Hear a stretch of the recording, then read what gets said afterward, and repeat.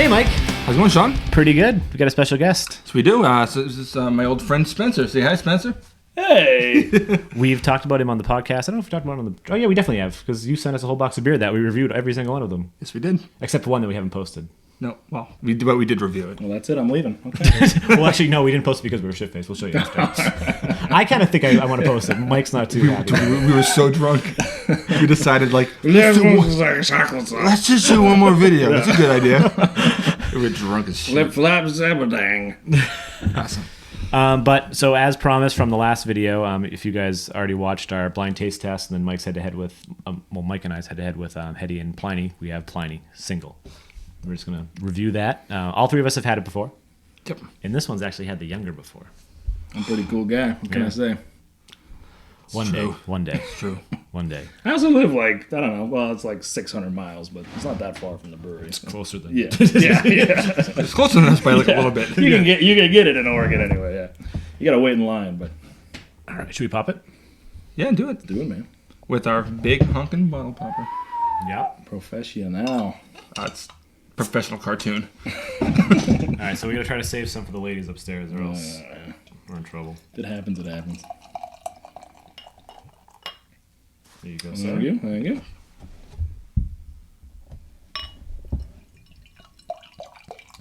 All right, there you go. Perfect.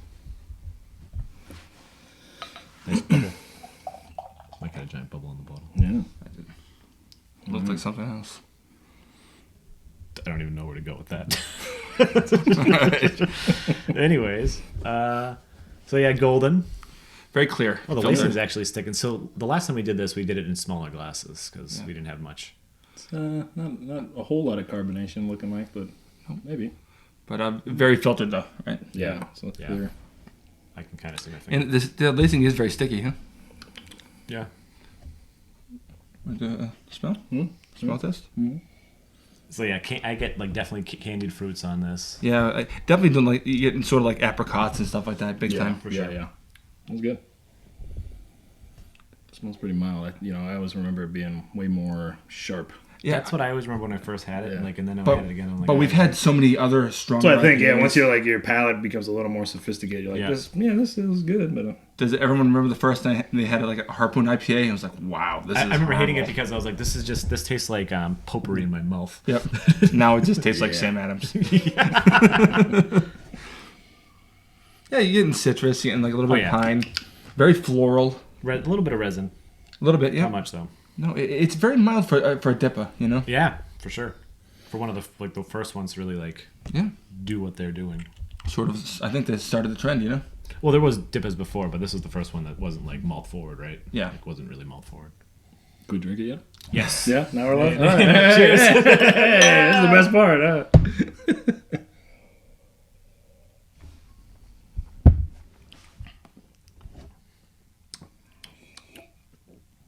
Yeah, really smooth. It's very smooth, and, Yeah. and it just dissipates very quickly. Yeah. It doesn't bite at all. It's really good. So yeah, it's got a little bitterness, but like the hops are just not for a double IPA for 8%. Like I think the strongest quality of this beer is that it hides the alcohol like so well. This tastes like a regular, Absolutely, yeah. IPA for its alcoholic strength. You know, the taste reflects the nose almost completely. I feel.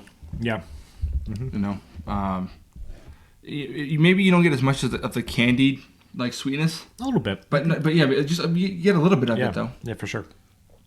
I don't get any kind of sharpness on the gums. I always like to swish it. Yeah, I like to get a good mouth feel. Interesting. Yeah, Try get it in that. the gums. It gets really addictive because now I do it like every beer I drink. Even if I'm drinking like a Miller Lite, I'm like,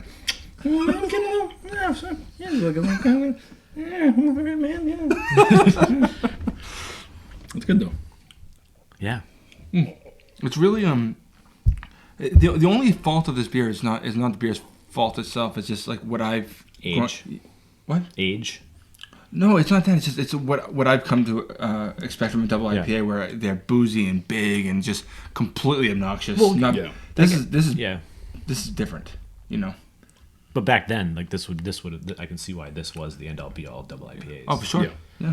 And they did such a good job of their marketing when they, the initial limited releases, and they built like such a cult following, and you'd hear. I mean, they're still doing it with the younger, you hear people like, "Oh man, you got to try it. Yep. It's like the cool, And now you're like, there's other stuff out there. It's still great beer. Yeah. Even this is still hard to get. Like usually it drops, it's gone. You get limit 1 or 2. Sure, and that's what I mean. Like they've really propagated this idea that it's like this mysterious, exotic thing. Yeah. But in reality, it's a beer. Everybody's doing it now. Yeah, exactly. But it's still good. Yeah. Yep. Tell me about that market. Anything else of note on the flavor that we want to talk about? It's not as hop forward as most double IPAs, that's for sure. Not at all. But there's definitely no. I don't really get much malt. Maybe a little bit like crack. No, it's very balanced. You know, like the hops are appropriate to the malt. This is probably a way a dipper should be. Yeah, not completely in your face like we like it, but Yeah, I like mine just obnoxious though, just like my friends. true story. True story. This is easily. Sure. Mass consumed. I mean, this is a wider. I think this is probably a wider market. Instead of like hop venom or something really like you fuck your face, kind of thing. Can you swear on this? Yes. Yeah, for sure. Okay. Oh, yeah. I don't know. We get real bad on this sometimes. Wait till the podcast. The podcast is worse. I know the podcast you swear, but Yeah, no, I mean, like, definitely, when we talked about this last week, it's definitely something, like, where it's more, crushable is the wrong word, but you can have several of these. Yeah, and, I feel like it's not fair to compare this to East Coast double IPAs, because it's, like, two different beasts. Yeah. And the East Coast ones, just like the East Coast people, a little more obnoxious. Yeah, there you go. Yeah. So, but, I mean, that's what I've kind of come accustomed to. But, I mean, based on the beers, I mean, there's not really a flaw in it, No, it's fantastic. It's just like if I could get it regularly, I don't know how often I'd buy it after having it so many times. I wouldn't buy too much, no. Yeah, that's what I'm saying. Maybe they started canning it. No. Yeah. I don't know. I feel like nowadays, if it doesn't come in, if I see a bottle, I'm like a 6-pack of bottles, I'm like, you got cans instead? Like, it's just so much easier. Especially too. I mean, obviously not this, but sometimes with more of the exotic stuff you see in the package store or something, and you're like, how long has that been sitting there for? Yeah, exactly. Especially if it comes all the way from California. Is there a date there? What am I doing? I'm going to spend $7 on a bomber, and I'm like, it might be it's shit. going to be old. It's going to drop down a malt bomb. Yeah. So what do we give this out of 5, Sean? So what did we give? So we gave it like a tentative rating when we did the Heady versus Pliny. I don't remember what we I think said. we gave it like I'd probably go with 4.5. If I'm rating on style and my preference. Yeah, I feel like sometimes I give it a tough time, but like I can't find anything in this beer that's wrong. I think a 4.5 is a fair score. Yeah. Sean, Spencer, what do you think? What do you think? I don't know. I mean, like, I don't think there's anything too amazing about it, and that like there's so. I think the marketing really outpaced the quality and the uniqueness of it, especially where I live in Portland, Oregon. So Yeah, of course you're in the beer. I can get something similar to this down the street. So I don't know. I'm thinking 3.5. I've never been like amazed with it. So. No, that's fair. Yeah. Okay. Awesome. Yeah, no, that's fine. Well, I mean, I don't know. Are we gonna do an average? Average? I guess we could say 3.75. 3.75 sounds okay. Yeah, interesting. Okay. Yeah, cool. Nerdsense 3.75 for Pliny the Elder by Russian River.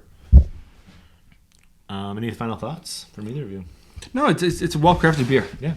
It was good. Thanks for the gift. I appreciate it. I know it's hard to get. Yeah. Awesome. Follow us on all of our social media. We have Facebook, we have Twitter. Like and share the video if you can, please. It helps get our name out there. Yeah, comment just so that we know people are actually watching. That would be nice. If we get 100 comments, I'll show my tits. True story. Yeah, it's fact. Yeah. Awesome. True story. All right. Well, I'm Sean. You did it, huh? Yeah. I'm Mike. I'm Spencer. And this is Nerdsense Drinks. That's the first time I've ever done that. He does it all the time.